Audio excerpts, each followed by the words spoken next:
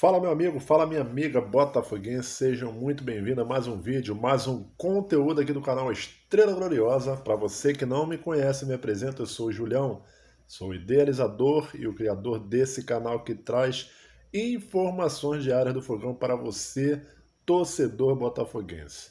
Bom, o Botafogo conseguiu trazer um pontinho aí na bagagem lá de Minas Gerais, aqui para o Rio, para se manter na ponta da tabela com a longa distância para o segundo colocado que tomou o vareio da equipe do Cuiabá. Então o Flamengo perdeu de 3-0, o Palmeiras perdeu nessa rodada também, o Grêmio também perdeu para o Vasco, por incrível que pareça, e o Botafogo conseguiu somar mais um ponto aí na sua saga, na sua campanha do Campeonato Brasileiro 2023.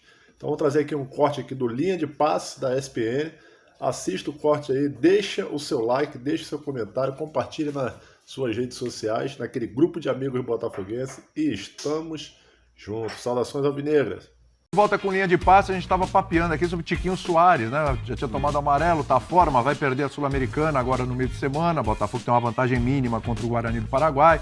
Enfim, tá fora na próxima rodada. Uma preocupação para o torcedor do Botafogo, a gente já vai falar sobre ele. Foi uma entorse no joelho, né? Mas vai ser melhor avaliado. E aí a gente provavelmente, não sei se ainda hoje, talvez amanhã, a gente vai ter mais notícias sobre o Tiquinho Soares. Mas vamos abrir falando do jogo 0-0, Botafogo e Cruzeiro, Cruzeiro e Botafogo, jogo no Mineirão.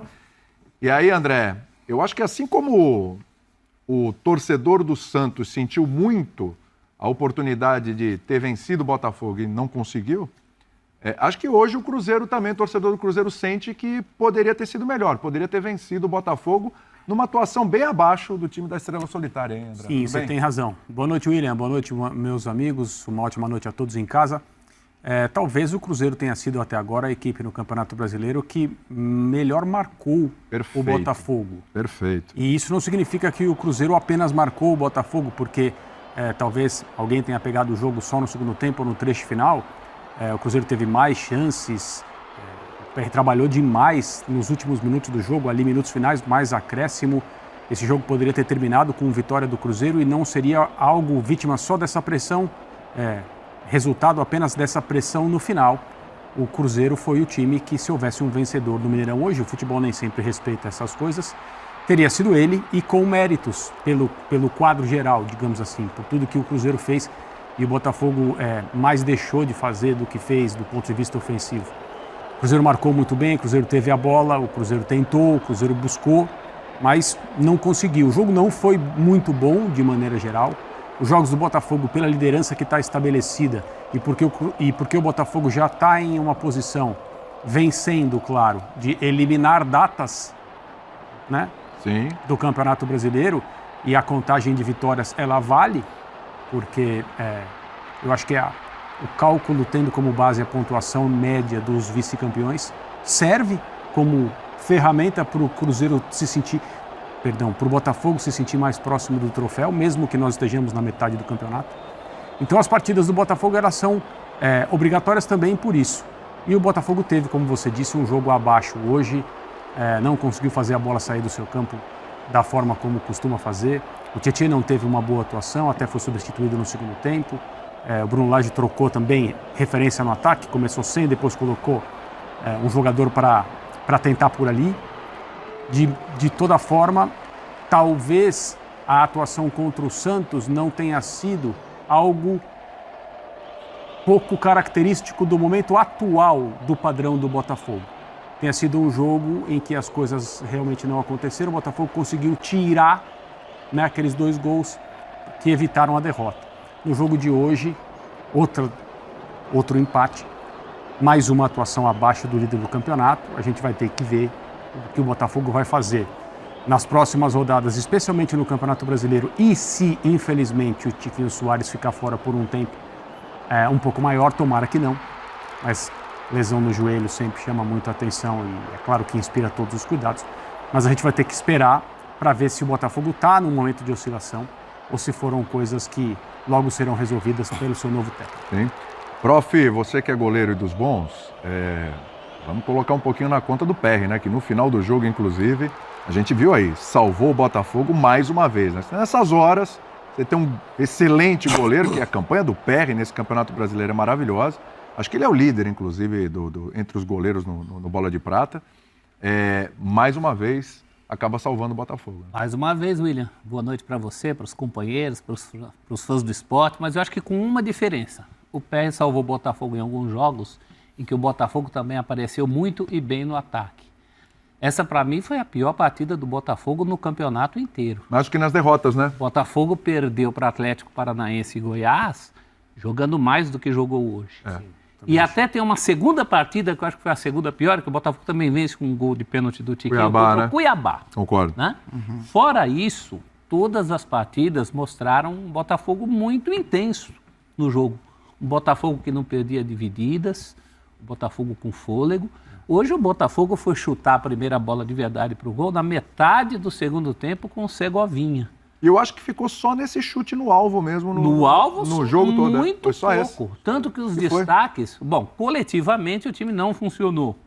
Nem quando tinha Tiquinho, e menos ainda quando passou a não ter Tiquinho. Mesmo. Foi essa, né? Duas finalizações e essa... Uma só no alvo. E individualmente, além do PR, eu destacaria esse fantástico Adrielson. O campeonato que esse rapaz faz, mesmo em noites como a de hoje, em que o Botafogo não rendeu, é de se tirar o chapéu.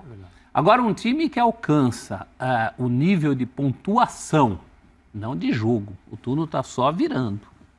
É preciso ter atenção para isso. Todo mundo lembra do time do Carille de 2017, que virou o turno invicto, depois teve uma dificuldade danada, porque o impossível, que a gente chamava, entre aspas, quase aconteceu. Não se pode abrir mão do campeonato. Tenho para mim que esse foi um jogo fora da curva. Até porque também houve muito mérito do Cruzeiro, no sentido de conter o jogo do Botafogo. E acho que a sorte do Botafogo é que o Cruzeiro é um adversário que também tem muitas dificuldades para chutar para gol. O Cruzeiro, nessa temporada, não fez gol no Mineirão. Não é que não ganhou os jogos que fez no Mineirão. Ele fez muitos jogos no Mineirão e alguns jogos bem ganháveis. E o Cruzeiro, mais uma vez, não acertou o alvo. Acho que no fim do jogo, sim, o Cruzeiro aumentou sua intensidade ofensiva, é ali que o PR aparece. Mas no grosso do jogo, teve pouco Botafogo e os méritos do Cruzeiro se limitaram a amarrar o fogão. Tanto que no primeiro tempo também o Cruzeiro acaba chutando 2 bolas para o gol de muito longe. Bom, no fim, quem tem a ganhar com isso é sempre o Botafogo. É ele que está na frente, é ele que tem uma vantagem. Isso é curioso, né, prof? Porque assim, o Botafogo, mesmo não vencendo hoje, claro, o Flamengo ainda está jogando, vamos ver o que vai acontecer, mas mesmo não vencendo hoje, ele amplia a vantagem em relação ao Palmeiras, por exemplo, que ontem perdeu. Então, a vantagem que era de 12 vai para 13. O Botafogo, às vezes, pontua mais nos jogos dos outros do que dos dele. É verdade. O Fla-Flu, que ficou 0-0, por exemplo, ele ganhou 2 pontos dos 2 lados. Uma ótima notícia para o botafoguense. Mas se eu fosse o Bruno Lage, falaria para os meus jogadores, tá, passamos, saímos vivos, mas que isso não se repita, porque a atuação foi muito fraca. Então, a questão de não se repetir, né, Renatinho? Vamos lá. São jogos diferentes, mas todo mundo oscila no campeonato. O Palmeiras oscilou, o Fluminense oscilou, ainda não recuperou aquele padrão. O São Paulo está oscilando. Enfim, e a gente vai falar do São Paulo daqui a pouco também. Mas a gente tem um Botafogo que já, nesse recorte dos últimos jogos, vamos lá, primeiro tempo contra o Santos, muito abaixo. Muito abaixo. Começa o segundo tempo, o Santos chega a fazer 2-0, parecia que tinha resolvido. O Botafogo acordou no jogo, foi lá, buscou um empate. Meio da semana agora também foi. Eu ia chegar lá, jogo contra o Guarani do Paraguai. Primeiro tempo muito abaixo, aí a gente começa a falar, mas o time parece que estava desconectado, outra competição. O Gatito mesmo falou isso na saída de campo e tal, embora seja um mata-mata e tudo. E agora esse jogo com o Cruzeiro, e aí é um jogo realmente de 90 minutos em que o Botafogo não foi bem. Né? Um jogo total em que o Botafogo não foi bem. Sinalzinho amarelo pro Bruno Lage lá? Não tô falando pressão no treinador, não. Tô falando para ele ficar atento lá. Não, eu acho, primeiramente, boa noite para os companheiros, pro Fã Esporte está acompanhando a gente. Eu acho que o sinal amarelo tem que estar sempre, cara. O Campeonato Brasileiro é um campeonato muito difícil. Esse campeonato é muito difícil. A gente tem um Botafogo disparado, mas como a gente bem falou, é um Botafogo onde o seu goleiro é o melhor da competição, onde os seus zagueiros são os zagueiros que mais rebatem bolas de dentro da área. Então o Botafogo teve sim tem seus méritos, mas também nunca vi o Botafogo, esse time tá... Ele tem sim seus problemas e isso tá aparecendo e vai aparecer e vai oscilar dentro da competição. Não tem como você fazer uma competição no ritmo que o Botafogo estava fazendo inteira. Não tem como.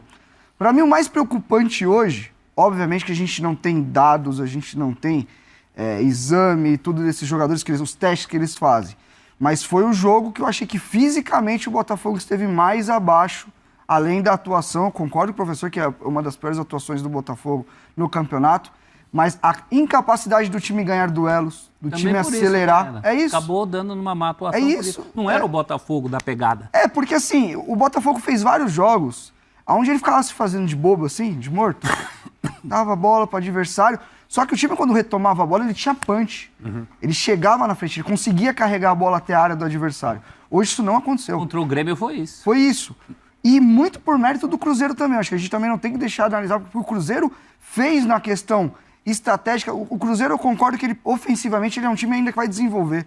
Tá chegando qualidade agora. O Arthur Gomes chegou agora, o Matheus, que para mim é a melhor contratação dessa SAF do Cruzeiro até agora.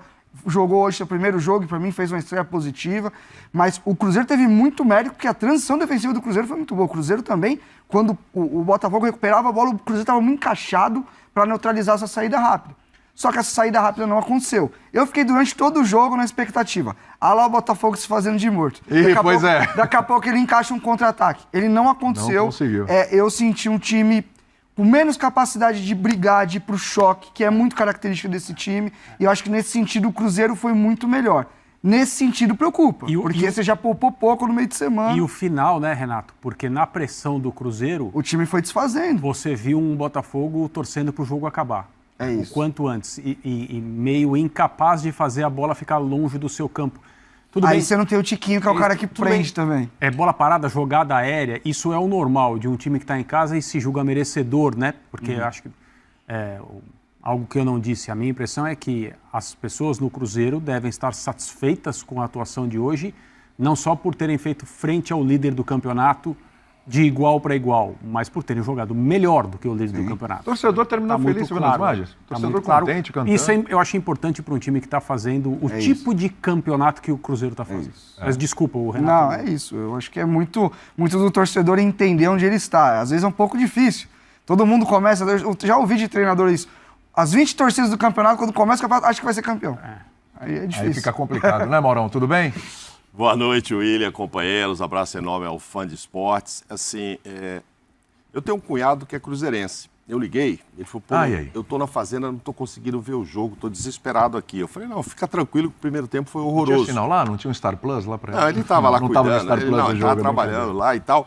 Ele até tem, mas ele estava ocupado mesmo agora à noite. Aí eu falei assim, pode ficar tranquilo que foi muito ruim, um joguinho sonolento, foi no primeiro tempo. Falei com ele no intervalo. E foi mesmo, né? Foi. O Cruzeiro chutou 3 bolas no primeiro tempo, uma no gol.